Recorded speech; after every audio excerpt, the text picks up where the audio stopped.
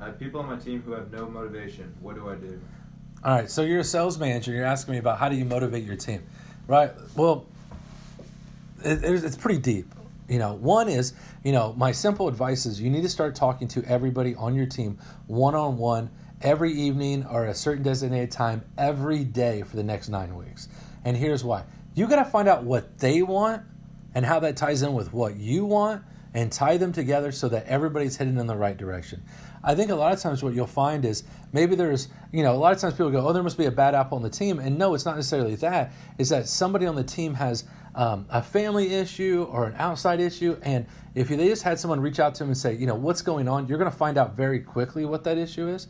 But the simplest, best advice is to have one-on-one communications with everybody on your team individually, right? And get everybody on that same path, So, quick role play. You're working for me, right? You're on my sales team. You're just one of like 50 guys. I'm just going to say, James, hey, how are things going, man? What's going on here? And let's say you're like, oh, it's been rough and stuff like that. I'm like, okay, let me look at your numbers. Let's look at the system, right? How do you feel about the system, right? What questions do you have that maybe haven't been answered?